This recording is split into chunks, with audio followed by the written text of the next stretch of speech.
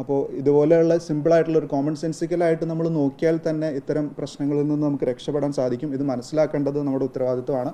അതുപോലെ ഇദ്ദേഹത്തിന് ചെയ്യാമായിരുന്ന സംഗതി എന്ന് വെച്ചിട്ടുണ്ടെങ്കിൽ 16-ാം തീയതി വൈകുന്നേരം ഇന്ത്യ പോസ്റ്റിൽ നിന്ന് ഒരു കൊറിയർ എന്ന് പറഞ്ഞിട്ട് ഫോൺ കോൾ വന്നപ്പോൾ തന്നെ ജസ്റ്റ് പോലീസിൽ ഇൻഫോം ചെയ്യാമായിരുന്നു. ഒരു 112 കോളോ അല്ലെങ്കിൽ നമ്മുടെ കേരള പോലീസിൻ്റെ വെബ്സൈറ്റിലോ പോൾ ആപ്പിലോ ഒക്കെ കയറിയിട്ടുണ്ടെങ്കിൽ എല്ലാ ഇൻസ്പെക്ടർമാരുടെയും DVSമാരുടെയും ഒക്കെ മൊബൈൽ നമ്പേഴ്സ് അവൈലബിൾ ആണ്.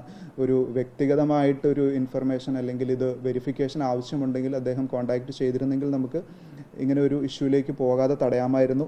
മാത്രമല്ല കേരള പോലീസും സുപ്രീം കോടതി അതുപോലെ കേന്ദ്ര സർക്കാർ എല്ലാവരും കൃത്യമായിട്ടുള്ള അഡ്വർടൈസ്മെൻറ്റും കാര്യങ്ങളൊക്കെ കൊടുക്കുന്നുണ്ട്. അതെല്ലാം കൃത്യമായിട്ട് ആൾക്കാർ ഫോളോ ചെയ്യുക.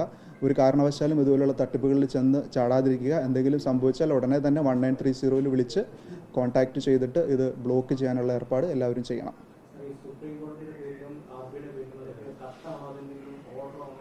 അത് ഇതിനകത്ത് ജസ്റ്റ് പറഞ്ഞിരിക്കുന്നത് മണി ലോണ്ടറിങ് കേസ് എന്ന് പറഞ്ഞിട്ട് ഇദ്ദേഹത്തിൻ്റെ പേരും ആധാർ നമ്പറും വെച്ചിട്ടുള്ള ഒരു ലെറ്ററാണ് വന്നിരിക്കുന്നത്. അതുപ്രകാരം ഇദ്ദേഹം ഇന്ന കാര്യങ്ങളാണ് ചെയ്യേണ്ടത്, നിങ്ങളുടെ അക്കൗണ്ടിലുള്ള ട്രാൻസാക്ഷൻസ് ഇല്ലീഗലാണ് എന്നൊക്കെയുള്ള ഒരു ലെറ്ററാണ് വന്നിരിക്കുന്നത്, ഒരു ഓർഡർ.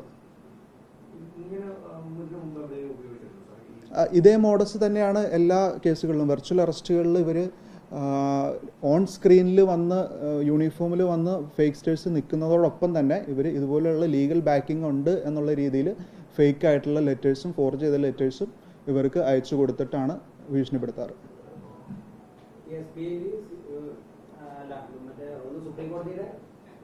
സുപ്രീം കോടതിയുടെയും RBIയുടെയും മണി ലോണ്ടറിങ് എന്ന് പറഞ്ഞിട്ടും വെർച്വൽ അറസ്റ്റ് എന്ന് പറഞ്ഞിട്ടും. എന്താണെന്ന് അറിയില്ല, ആൾക്കാർ എന്തോ ഭയപ്പാടിലാണ്. വിളിക്കുന്ന ഫോൺ കോൾസ് അവർ വെരിഫൈ ചെയ്യുന്നില്ല. ഇപ്പോൾ കിട്ടുന്ന ലെറ്റർ ആണെങ്കിൽ പോലും അതൊരു പ്ലെയിൻ റീഡിങ്ങിൽ തന്നെ നമുക്ക് മനസ്സിലാവും. ഒരു കാരണവശാലും ഒരു വ്യക്തിയുടെ പേരിൽ ഒരു 24 മണിക്കൂറിനുള്ളിൽ നടന്ന ഒരു പ്രശ്നത്തിൻ്റെ പേരിൽ സുപ്രീം കോടതി നമുക്കൊരു ലെറ്റർ അയക്കില്ല എന്നുള്ളൊരു കോമൺ സെൻസിക്കലായിട്ട് ആൾക്കാർ ചിന്തിക്കാത്തതുകൊണ്ടായിരിക്കും ഈ പ്രശ്നം സംഭവിക്കുന്നത്.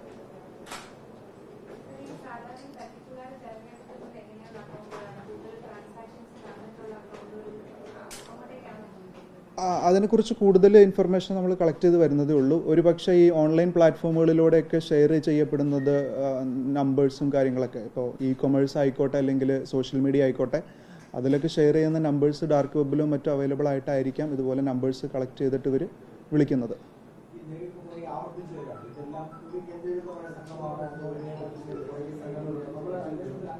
നമുക്ക് രാജ്യത്തിൻ്റെ വിവിധ ഭാഗങ്ങളിൽ നിന്നുള്ള കൾപ്രിറ്റ്സിനെ കിട്ടിയിട്ടുണ്ട്. പലതും മ്യൂൾ അക്കൗണ്ട്സ് ആണ്. RBI തന്നെ കൃത്യമായിട്ടുള്ള മെസ്സേജ് കൊടുത്തിട്ടുള്ളതാണ്, നമ്മുടെ ബാങ്ക് അക്കൗണ്ടുകൾ ഒരു കാരണവശാലും മറ്റുള്ളവർക്ക് ഉപയോഗിക്കാൻ കൊടുക്കരുത്, നമുക്ക് പരിചിതരല്ലാത്ത ആൾക്കാരിലേക്ക് നമ്മുടെ ബാങ്ക് അക്കൗണ്ട് ഷെയർ ചെയ്യരുതെന്ന്.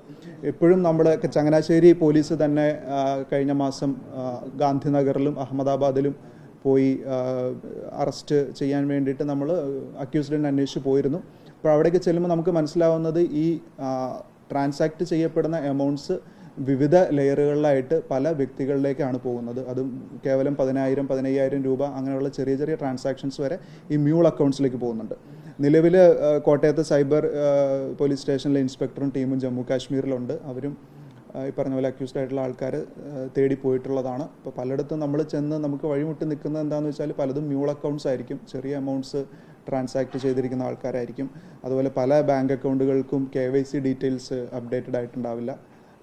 വിവിധ തരം ബാങ്കുകൾ, സ്മോൾ ഫിനാൻസ് ബാങ്കുകൾ, ഈവൻ പേയ്മെൻറ്റ് ബാങ്ക്സ് അങ്ങനെയുള്ള, അല്ലെങ്കിൽ ആമസോണിൻ്റെ ഈ പറഞ്ഞ അവരുടെ എന്താ പറയുക ഈ കൊമേഴ്സിന് ഉപയോഗിക്കുന്ന വാലറ്റ്സ് ഇങ്ങനെ പല രീതികളിലേക്കാണ് നമ്മുടെ പണം പോകുന്നത്. അപ്പോൾ അത് റിക്കവർ ചെയ്യുക എന്നുള്ളത് ഒരു പരിധിവരെ ബുദ്ധിമുട്ടാണ്.